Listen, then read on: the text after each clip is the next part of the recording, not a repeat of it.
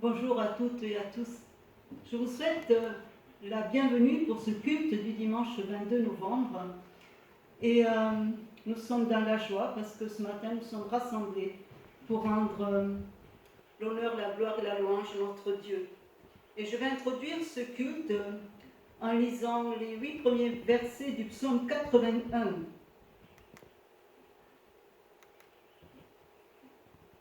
Chantez avec allégresse à Dieu, notre force. Poussez des cris de joie vers le Dieu de Jacob. Entonnez des cantiques. Faites résonner le tambourin, la harpe mélodieuse et le luth. Sonnez de la trompette à la nouvelle lune, à la pleine lune, au jour de notre fête. Car c'est une loi pour Israël, une ordonnance du Dieu de Jacob. Il en fit un statut pour Joseph quand il marcha contre le pays d'Égypte. J'entends une voix qui m'est inconnue. J'ai déchargé son épaule du fardeau et ses mains ont lâché la corbeille. Tu as crié dans la détresse et je t'ai délivré. Je t'ai répondu dans la retraite du tonnerre. Amen.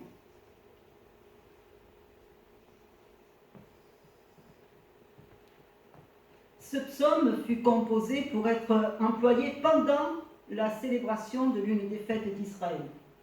Les 3 premiers versets sont une invitation, plus même une loi pour Israël, une ordonnance, précise le verset 5, à acclamer, louer, honorer le Dieu d'Israël, notre Dieu. Chantez avec allégresse à Dieu, notre force. Poussez des cris de joie vers le Dieu de Jacob. Entonnez des cantiques. Faites résonner le tambourin, la harpe mélodieuse et le luth. Sonnez de la trompette à la nouvelle lune, à la pleine lune, au jour de notre fête. Un festival de joie alimente les chants qu'accompagnent le tambourin, la harpe, le luth, la trompette. Chantez avec allégresse. L'allégresse, c'est cette grande joie qui se manifeste extérieurement. C'est une joie débordante. Et cette grande joie est communicative. Lorsque quelqu'un dans l'assemblée commence à frapper des mains pour accompagner le chant et exprimer davantage son enthousiasme dans la louange, les autres membres de la communauté se joignent à cette rythmique joyeuse. Poussez des cris de joie et entonnez des cantiques. La louange est à notre Dieu. Il est le seul digne de recevoir l'honneur, la louange et la gloire.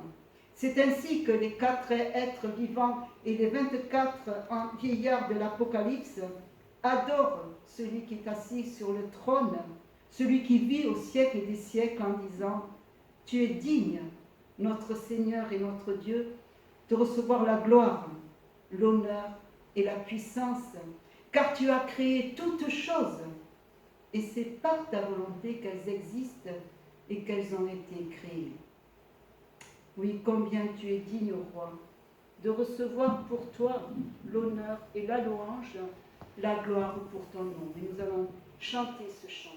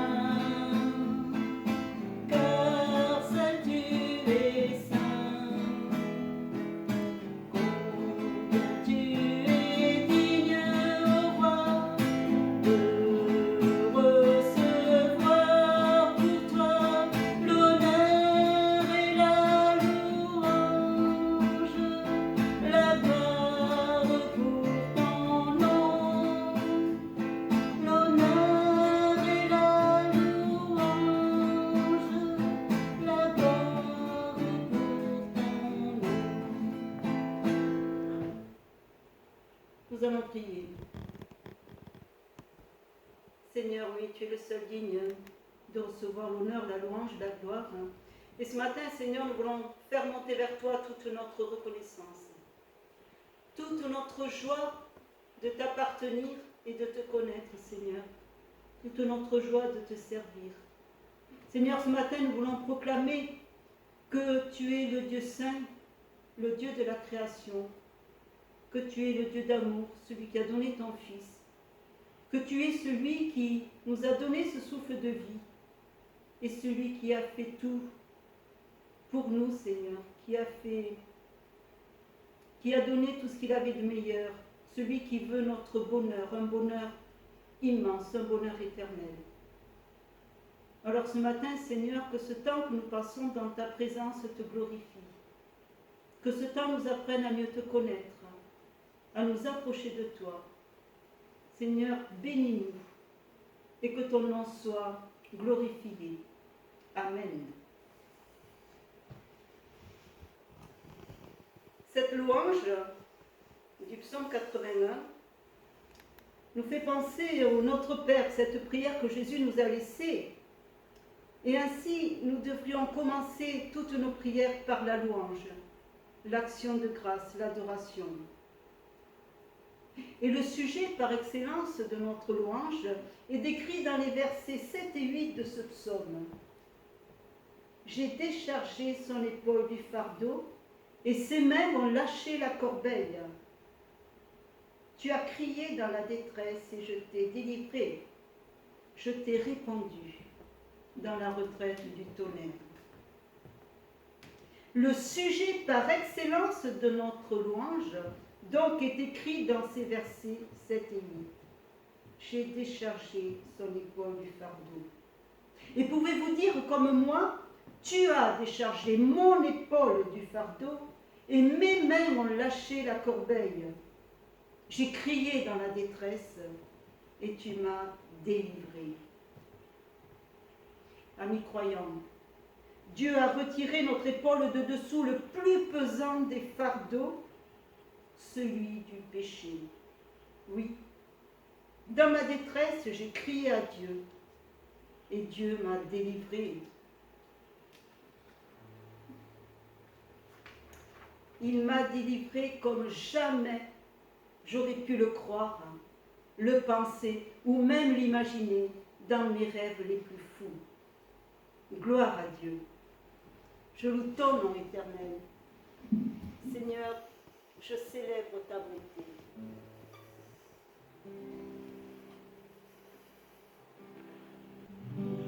Je loue ton nom éternel. Seigneur, je célèbre ta bonté. Quelle joie tu vis en moi. Quelle joie tu viens pour nous sauver. Tu viens du ciel sur la terre, montrer la main de la terre à la croix, payé pour moi, de l'Europe jusqu'au tombeau, et du tombeau jusqu'au ciel, je loue ton nom éternel. Je loue ton nom éternel. Seigneur, je célèbre ta bonté. Quelle joie tu vis en moi. Quelle joie tu viens pour nous sauver. Tu viens du ciel sur la terre, montrer la voie de la terre à la croix, payé pour moi, de la croix jusqu'au tombeau, et du tombeau jusqu'au ciel, je loue ton nom éternel. De la croix jusqu'au tombeau, et du tombeau jusqu'au ciel, je loue ton nom éternel.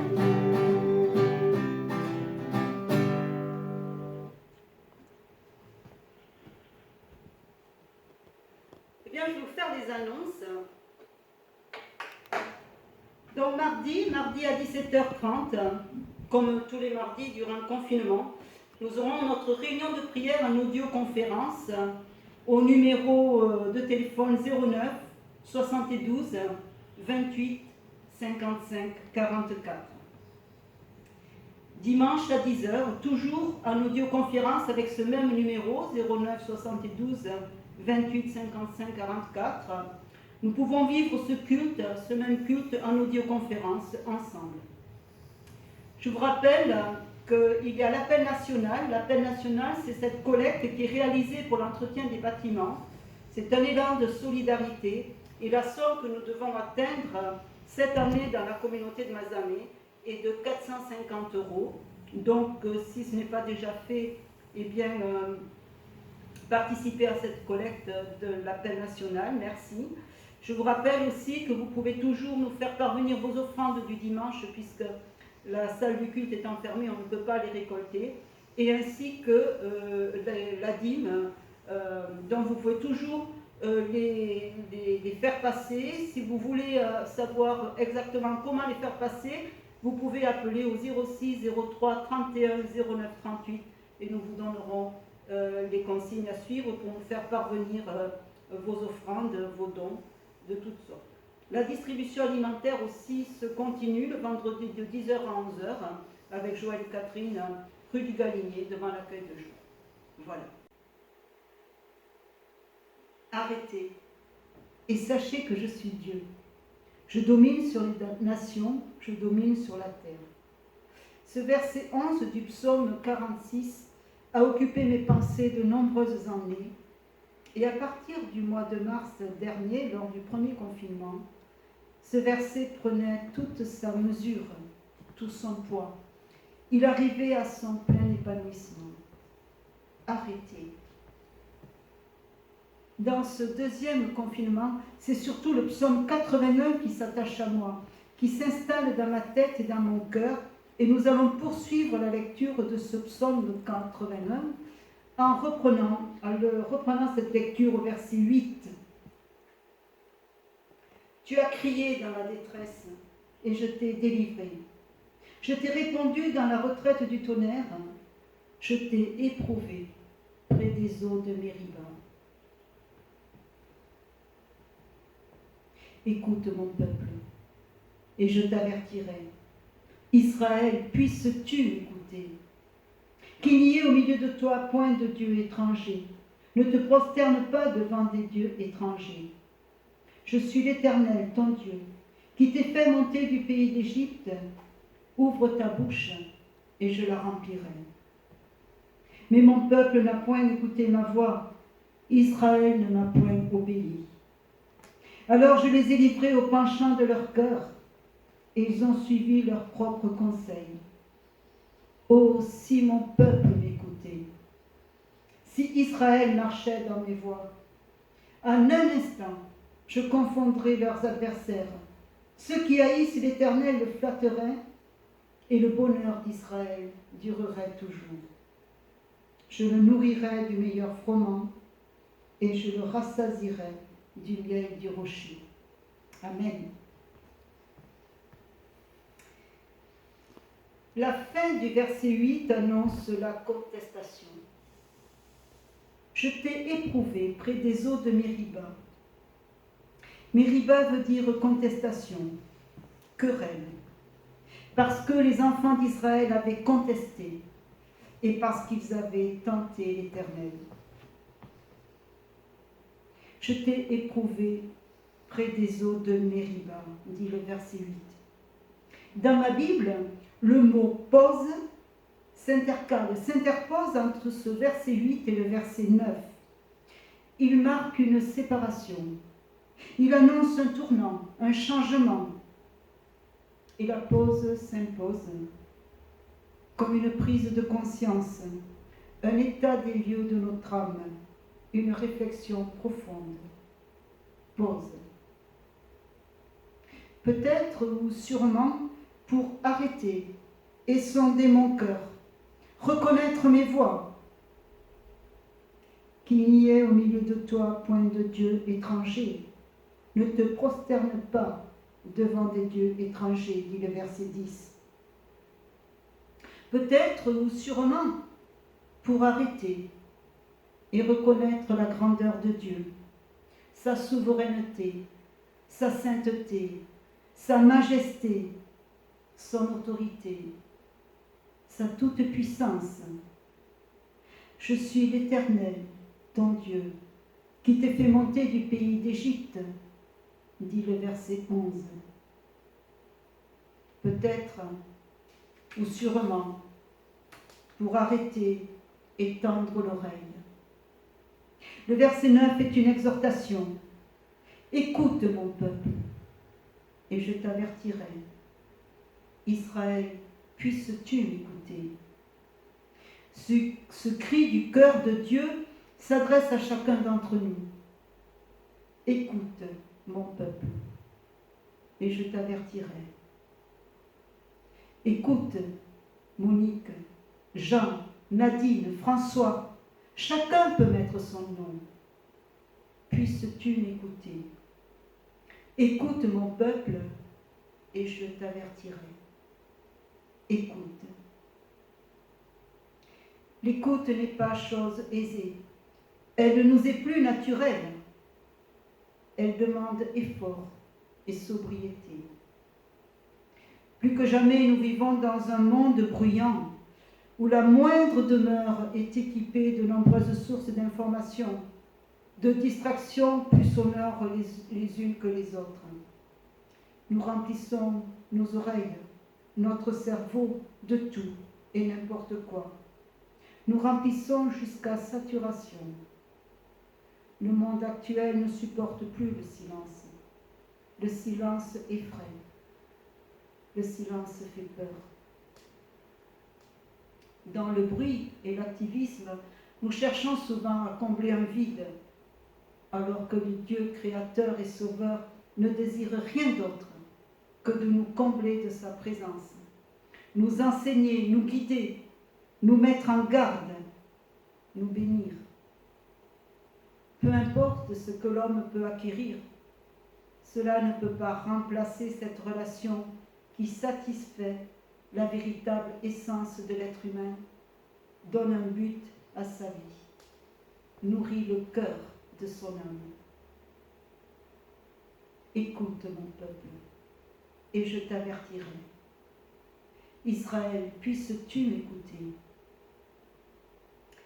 Pour écouter, il faut le vouloir, le désirer, afin de se mettre en condition. Nous connaissons bien ce dicton qui dit « Il n'y a pas plus sourd que celui qui ne veut pas entendre ». L'écoute ne sera envisageable que si nous mettons tout en œuvre pour faire taire toutes les sources extérieures qui hantent notre environnement et faire silence au-dedans de nous. Je le répète, l'écoute demande effort et sobriété. Nous devons faire de la place, du vide, alléger notre esprit, aérer notre tête, ventiler, changer l'atmosphère. Nous sommes bien trop imprégnés, imbibés de l'esprit du monde pour que l'esprit de Dieu soit perceptible à notre esprit. L'écoute naîtra du désir de se rapprocher de Dieu, du besoin intense de le chercher de tout son cœur, de la volonté de le connaître mieux et plus. À l'ère de l'Église, nous avons reçu le Saint-Esprit pour nous faire entrer dans une relation et une communion intime, profonde avec lui, l'Esprit Saint. À ce sujet, Jésus nous dit, dans Jean 16, les versets 13 et 14, « Quand le Consolateur sera venu, l'Esprit de vérité, il vous conduira dans toute la vérité.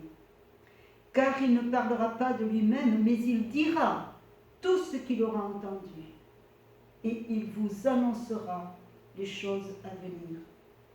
Il me glorifiera parce qu'il prendra de ce qui est à moi et vous l'annoncera. » Écoute. L'écoute demande du temps, beaucoup de temps, de la disponibilité. Le confinement n'ouvrirait-il pas la porte à l'écoute? Tirer le meilleur parti de ces jours qui nous sont donnés, revoir nos priorités, ajuster notre temps devant l'Éternel.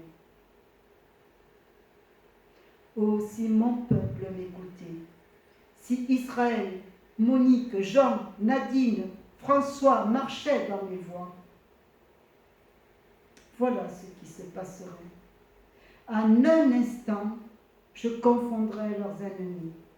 Je tournerai ma main contre leurs adversaires. Ceux qui haïssent l'Éternel le flatteraient, et le bonheur d'Israël durerait toujours. Je le nourrirai du meilleur froment, et je le rassasierai du miel du rocher.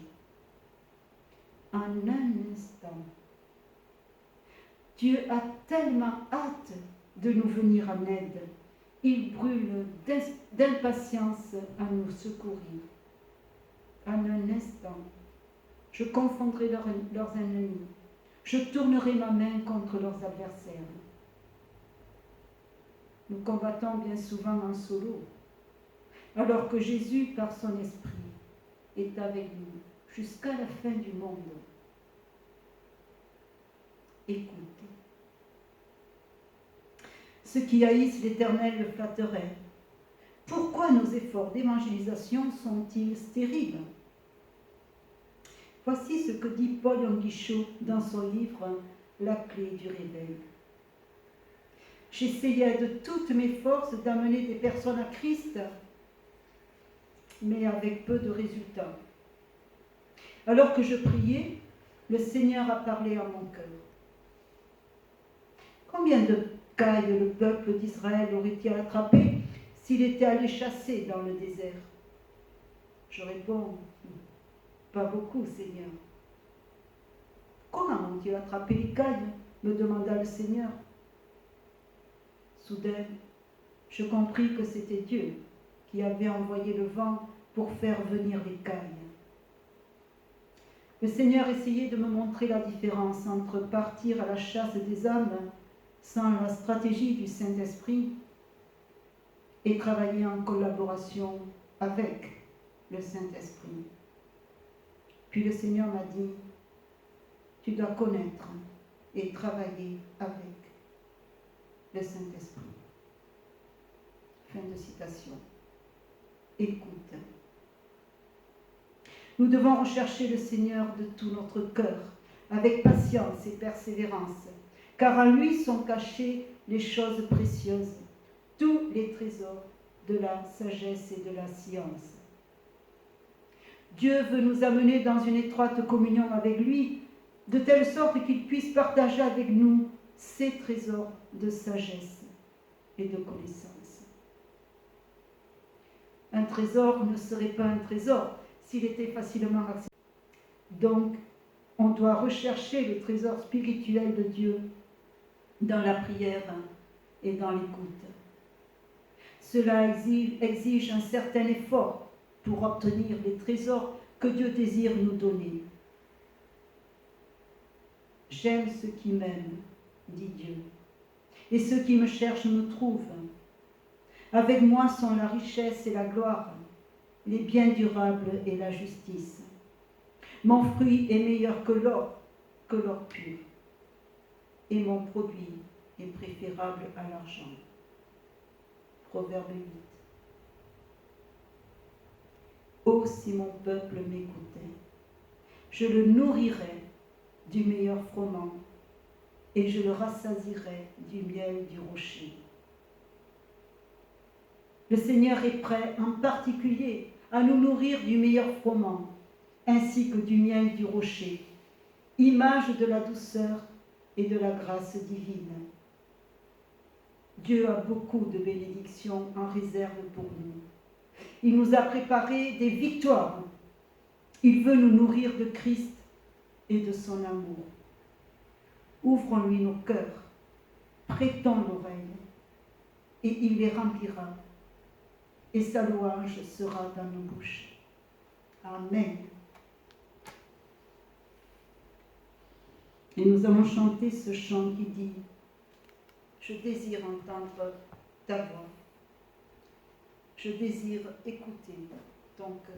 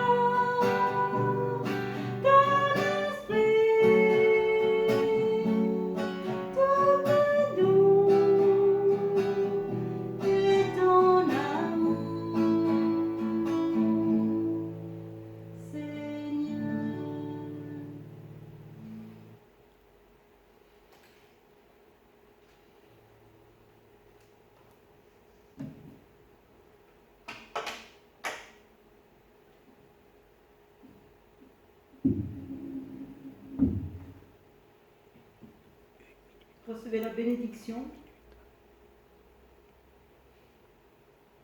Que la grâce et la paix vous soient multipliées par la connaissance de Dieu et de Jésus, notre Seigneur.